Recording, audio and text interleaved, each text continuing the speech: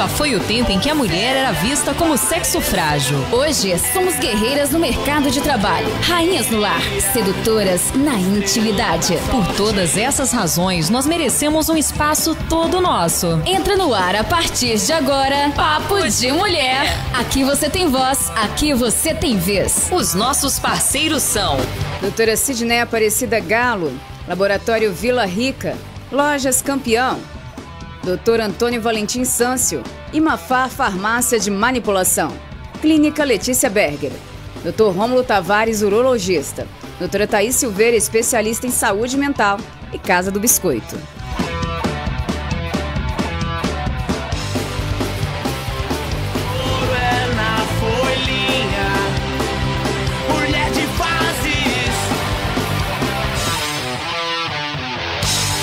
Boa tarde para você em sintonia com a Pomerana FM.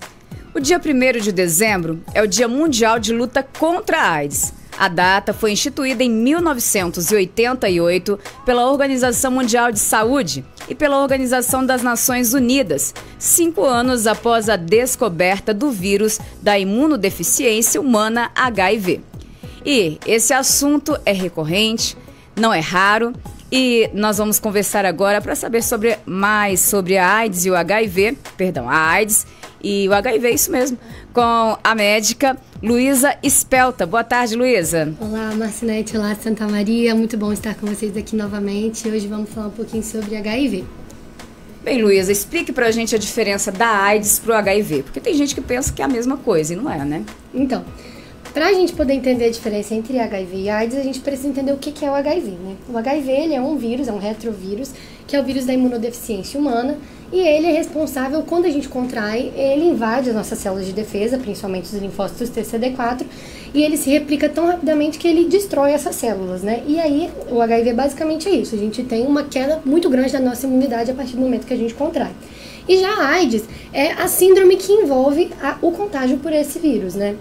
E aí, basicamente, quando a gente está já numa fase de AIDS, a pessoa ela tem sintomas que decorrem desse contágio. Pode ser várias doenças, né? A AIDS é quando o vírus ele já tem uma carga viral tão grande no nosso organismo que a gente começa a ter vários sintomas e doenças que não são comuns em pessoas que não têm o vírus. Por exemplo, são as infecções oportunistas, que a gente chama, né? Tuberculose uma gripe se torna, às vezes, até fatal, né? Sim, são assim, doenças que não são tão recorrentes em pessoas saudáveis. Por exemplo, a neurotoxoplasmose, a tuberculose fora do pulmão. Aquela doença quando a gente pega, quando é catapora, né? Tipo herpes, né? Pra quem tem. A herpes zoster, na verdade, ela pode ser tanto com a pessoa que tá logo no início do HIV, ela pode ter, a gente também, né? Qualquer pessoa pode ter herpes zoster, mas assim, ela fica mais recorrente quando a gente tá no início do contágio do HIV. Quando a gente está na fase de AIDS, já são infecções muito maiores, assim, né? Muito piores, a pessoa precisa de internação, né? Sempre. E qual a população mundial e nacional atingida pela doença? No mundo, a gente tem cerca de 40 milhões de pessoas que a gente estima que vivem com HIV, né?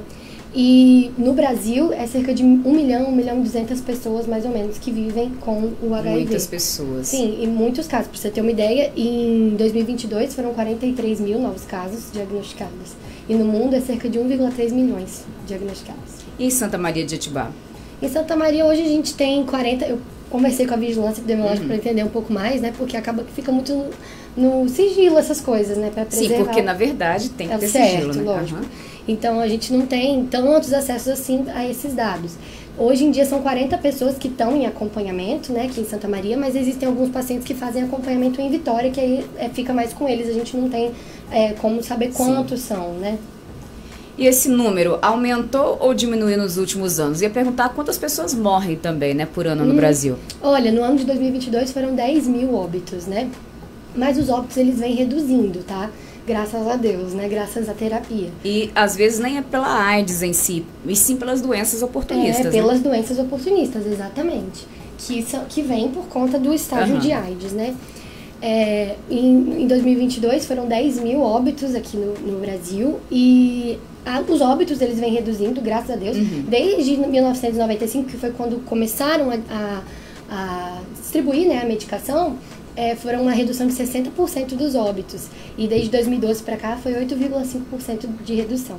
mas a quantidade de casos de HIV, né, de infecção pelo HIV, vem aumentando. Porque existe tratamento, eu acho que o pessoal relaxa aí, né? Aí, em 2022 mesmo, a gente teve um aumento de 17,2% dos diagnósticos, assim. Não tem como a gente saber exatamente se é porque tá se diagnosticando mais, né? Antes a gente às vezes não tinha tantos recursos, exatamente. Não sabe se é porque agora está notificando corretamente ou se é porque realmente está aumentando a transmissão. Né? E atualmente, quem são os mais infectados, homens ou mulheres? Então, a prevalência é dos homens, são 70% de homens. Ainda. Na verdade, são 28 homens para 10 mulheres infectadas no Brasil. Qual o porquê disso? Acredito que é porque simplesmente a principal forma, né, a população que está mais suscetível a isso seriam homens que se relacionam com outros homens. Então, acaba que pode disseminar mais, né? Mas a AIDS não se pega só sexualmente, Sim. Né? Transfusão, uso de drogas. O contágio é sempre por sangue, fluidos, né? Sêmen, fluido vaginal. E então, qualquer acidente com material biológico que você tem no hospital, você pode se contaminar. Mas eu li que a quantidade de pessoas que acaba pegando o HIV, né? Com acidentes de material biológico é 0,3% só da proporção. Então, a grande maioria é realmente por via sexual. Por transmissão sexual. Lembrando que não se transmite, né, só pelo ato da penetração, mas por sexo, várias outras maneiras. Sim, né? Exatamente. Por outros tipos de sexo também, mas é muito menor, assim. É muito menor as chances. E a morte por AIDS é totalmente evitável? Então, nada na medicina a gente pode falar que é totalmente evitável, né? Mas se faz o tratamento direitinho. Fazendo o tratamento se reduz muito, muito a mortalidade. Tanto que a gente observa isso pela redução do número de óbitos depois do início das medicações em 95, Caiu 96. 60% e depois... vem caindo, né? Com o tempo, os óbitos vem caindo. E a demora no diagnóstico causa impacto na saúde do portador, por exemplo? Se descobriu no comecinho, começa a tomar, né, os medicamentos, tudo bem, vive uma vida normal, como se fosse uma pessoa com diabetes. Mas se a pessoa, como o HIV não traz sintomas, somente na AIDS, aí descobre, aí com sintomas bem avançados de outras doenças, para ele dar certo o tratamento? Sim, com certeza o diagnóstico precoce, ele evita você de evoluir para doenças mais graves, né? Ter essas doenças oportunistas que eu comentei. E instaurando o tratamento mais cedo, quanto antes a gente instaurar, menos linfócitos a gente vai perdendo. Então, nossa imunidade fica melhor, né? Então, com certeza, fazendo o tratamento antes, a redução com certeza você diminui a chance de você ter uma infecção oportunista, né? Tem pessoas que nunca evoluem para AIDS. Mas ali os linfócitos ali bastante afetados, a medicação tem como reverter a doença? Sim, assim, ela não cura, né? Não existe cura para o HIV. Mas aquela coisa indetectável, né? Exatamente. A pessoa tomando as medicações da forma correta, ela chega num ponto que ela fica com a carga viral indetectável, né? É óbvio, tem exceções, nada na vida, nada na medicina é 100%, é todo mundo. Pode ser que uma pessoa outra tenha resistência às medicações, isso pode acontecer, tá? Mas assim, a grande maioria das pessoas faz uso da medicação, a carga viral fica indetectável e ela vive normalmente, é uma vida completamente normal, tá? Igual de qualquer outra pessoa que não tem o HIV. Uma pessoa com o HIV indetectável, ela transmite ainda assim o HIV para outras pessoas? Estima-se que quando você tem 6 meses de carga viral indetectável, você não transmite mais. Mesmo sem o uso do preservativo, a pessoa com a carga viral indetectável, depois de 6 meses, não transmite. Sim, muito bom. Como é esse tratamento hoje oferecido pelo SUS? O tratamento ele é totalmente oferecido pelo SUS, tá? Eles são 3 medicações, mas 2 vêm num comprimido só, que é o tenofovir, o dolutegravir e a lamivudina. São 3 então? São 3, mas eles vêm em 2 comprimidos. Tá. E é uso contínuo, todos os dias, até o último dia da vida a pessoa tem que tomar.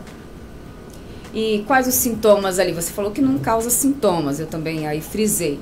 Mas não traz nenhum sintoma o HIV? Então, tem sintomas precoces e tem sintomas da doença tardia, né?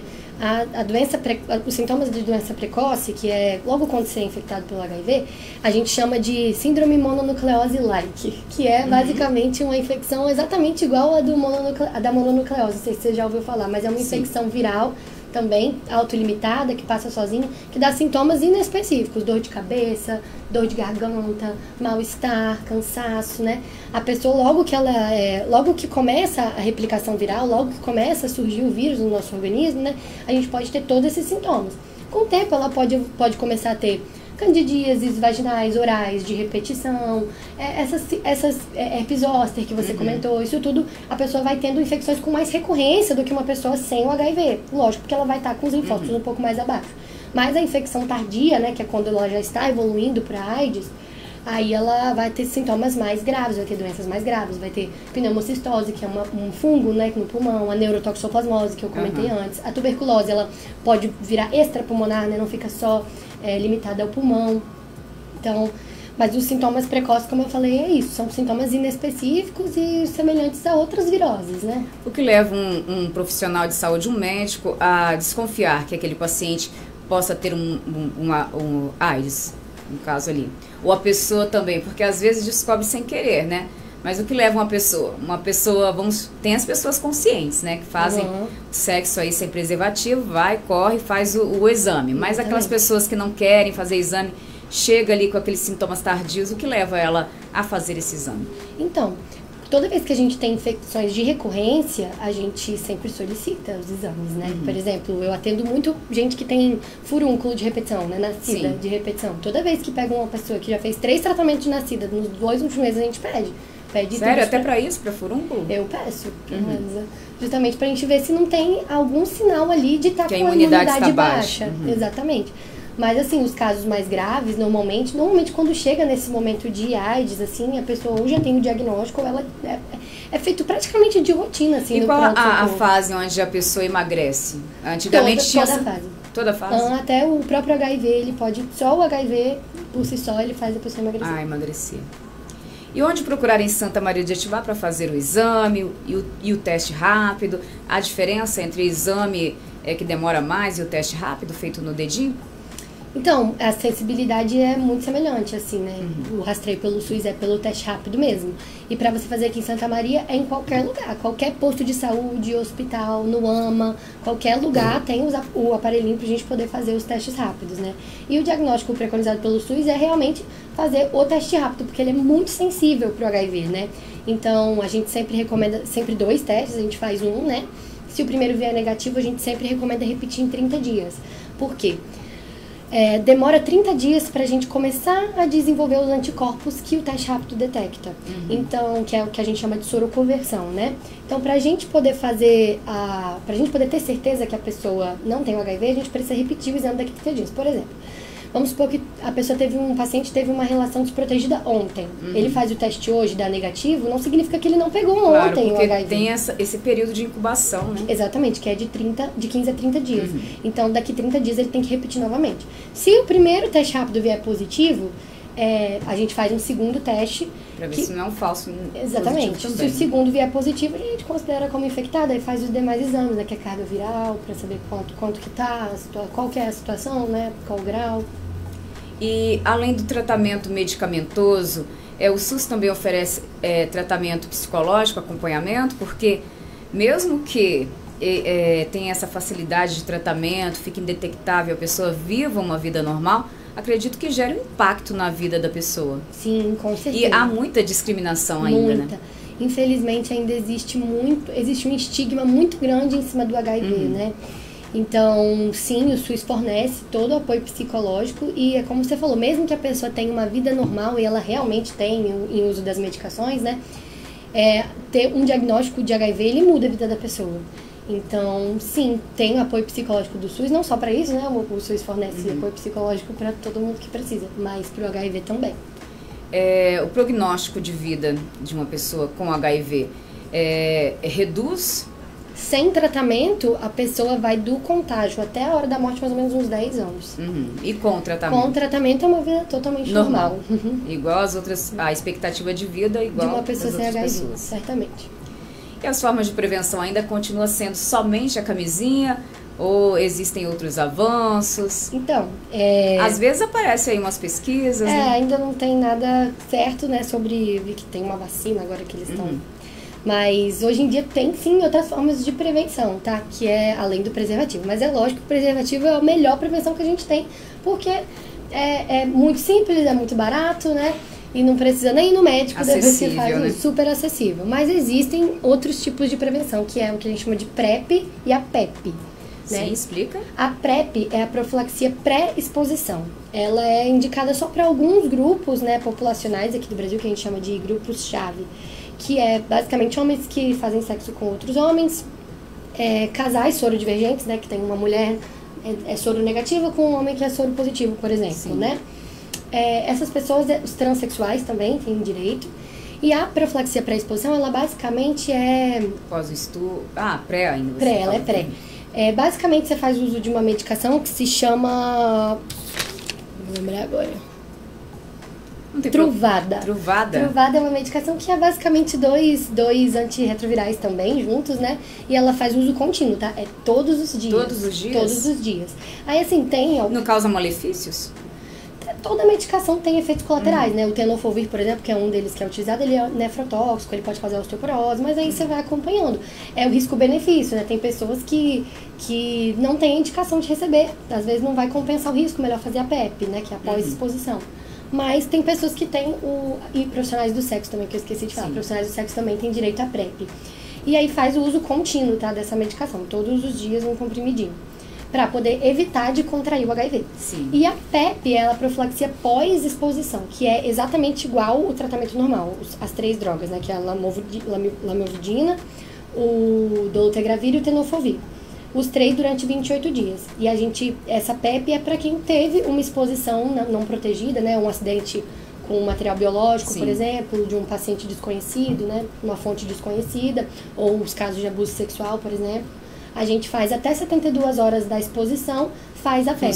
Funciona. Até 72 horas. Faz durante 28 dias. Uhum. Bem, qual o recado final aí para os nossos ouvintes? Mesmo que tenha tratamento, a pessoa possa viver normal, ainda preocupa?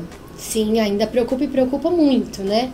Ainda tem muitos casos sendo diagnosticados. São casos que vêm aumentando, como a gente comentou, né? Vem aumentando ao longo dos anos. Então, se proteger, usar o preservativo principalmente, que é a forma mais simples da gente evitar de ter o HIV. Não só HIV, mas também as outras infecções sexualmente transmissíveis, né? Tem várias outras aí, a camisinha protege contra todas elas. E se testar, sempre importante procurar o posto de saúde de tempos em tempos, principalmente se você tem, né? Porque dos casos que falamos, é somente os que se sabem, né? Mas e um exatamente, monte de gente que não procura um postinho, não procura nada. Exatamente, tem muitos tem casos medo que a gente do diagnóstico, nem sabe. né? Muitas pessoas. É melhor se testar, saber o que tem, se tratar, né? Do que ficar com medo de descobrir alguma coisa. Mas é isso, se proteger e se testar. Muito obrigada por sua participação, uma boa tarde. Obrigada a você, um abraço. Papo de Mulher se despede por hoje, agradecendo o seu carinho e a sua audiência.